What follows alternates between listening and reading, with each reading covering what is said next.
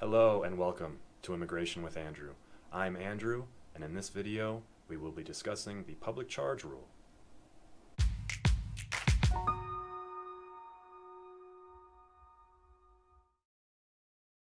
Great, so right off the bat, I want to distinguish between the statute that has not changed with respect to the public charge rule, and also the public charge rule that the Trump administration had promulgated. I also want to describe who exactly the public charge rule applies to and who it does not apply to. And then I want to give an update on the status of the litigation surrounding the public charge rule. Where is the public charge rule applicable? And finally, I'll end with some predictions about what may happen to the public charge rule after President-elect Biden takes over. Great, so it's important right off the bat to note that the public charge statute did not change. The statute, Congress passed it, the president signs it, that's the statute. That has not changed. So the public charge statute says that if the government is going to believe that someone is likely to become a public charge, then they are inadmissible. Inadmissible means they are not going to get permanent residence, commonly called a green card, or a visa, or a change or extension of status inside the United States or outside trying to come in to be admitted. It does not apply to somebody who already has a green card, somebody who's already a lawful permanent resident and is applying for citizenship. Does not apply to U visas, T visas, protection under the Violence Against Women Act. So it's important to note right off the bat, if you have a question about whether you're subject to this rule, to make sure that you're in a category that is subject to the rule. Broadly speaking, the rule does apply, though, to people who are trying to immigrate based on family member petitioning for them. So a husband applying for a wife, or a wife applying for a husband, a child applying for a parent applying for a child, siblings. So family-based immigration is where this rule is going to have the biggest effect. Really quickly, on the non-immigrant visas, like on a tourist visa, even though somebody applying for a tourist visa is legally speaking subject to that ground of inadmissibility, the person is not going to get a tourist visa if the consulate or the embassy believes that that person is going to stay indefinitely in the United States. In other words, sticking on that example as a tourist, if somebody can't convince the consulate or the embassy that they're not going to return to their country after their visit, then they're not going to get the tourist visa in the first place. And so the public charge rule, although it does apply in that situation, not really applicable, because if the person is by definition going to convince the consulate or the embassy that they're only coming to the United States for a very short time, they have to, they're not going to be able to have to prove that they're going to be reliant on government resources if they're only staying for a short time. This, and I should have said this at the outside, this is a complicated subject and it's changing frequently, so make sure to stay up to date, and if you have questions, leave a comment below, and I'll do the best I can to maybe provide another video. Great, so the public charge statute has not changed. The public charge rule, though, did change. The Trump administration tried to define public charge in such a way as to make it harder. The reason is to make it harder for immigrants.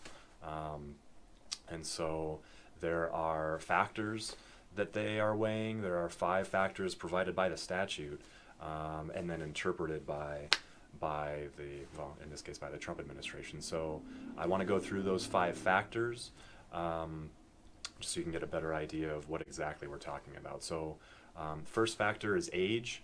None of these factors, it's important to note, they may seem self-explanatory, but they can get complicated real quickly, especially when the agencies try to change those definitions. So age is the first factor. Age means if you are really young or you are really old in the eyes of the government, too young, in other words, or too old to sustain yourself financially, then that's going to be a strike against you. And that's all age really means. Between 18 and 61, pretty good. Younger than 18, older than 61, bad. But again, these are just factors. There's not a bright line rule here. Next factor is health. So if the person has a medical or a health condition that could jeopardize their ability to work and maintain themselves, then that's going to be a strike against the person. When applying for a green card, the applicant has to submit a medical exam as well, and so the medical exam will reveal any of those serious, potentially serious health conditions. Health insurance is a factor kind of within that one. Having health insurance is a great point. Not having health insurance is a strike. Next one, family status. That one I think is self-explanatory. The larger your household, the more income they're going to want to see to determine that you're not likely to become a public charge. Next one, assets, resources, financial status. That one I think is fairly self-explanatory too. They just want to see if you're working. If you're working, how's your income? If you're not working, do you have assets? Do you have a large bank account? Do you have real estate or other property that could be sold if necessary to maintain yourself? And debts as well, liabilities, a mortgage, or other credit card loans, any personal debts, any loans, liabilities. And then the last one is education and skills, and English kind of falls under there too. They're trying to look at your ability to speak English. If English is not your first language, do you have a degree in English or a certificate in English competency? Do you have a high school diploma? Do you have a college diploma, an advanced degree, specialized skills requiring a certification or some sort of licensure? So those are in a nutshell the 5 factors. So now I want to describe the status of the public charge rule. So as of right now, January 2nd, 2021, the rule is in effect in some states. In other states, it is not in effect. There are court cases all over the country. In December, the Ninth Circuit upheld to lower court injunctions stopping the rule from taking effect in 18 states. But I expect news on that. USCIS did not ask for a stay. The Department of Homeland Security did not request a stay of that injunction. So it's possible that the injunction goes nationwide around January 26th, I believe is the date. And then January 20th, obviously, we will have a new administration.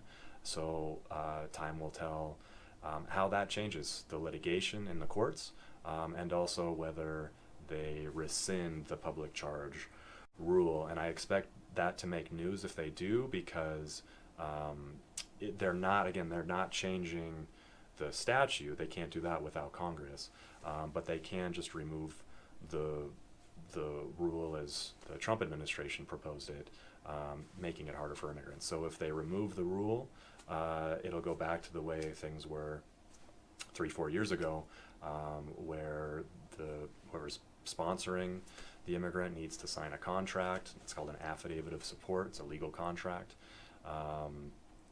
showing that they make enough money to support the person if necessary. And and this is the last point, I do expect the administration to take that action, but that can't be just signed with an executive order. They're going to have to go through notice and comment on that to change the regulation, and so that'll take some time. So stay tuned. If you think this rule applies to you, make sure to check the USCIS websites. Make sure to stay tuned to this channel. If we have any news either from the courts or from the incoming administration, I'll make sure to get up a video as soon as possible.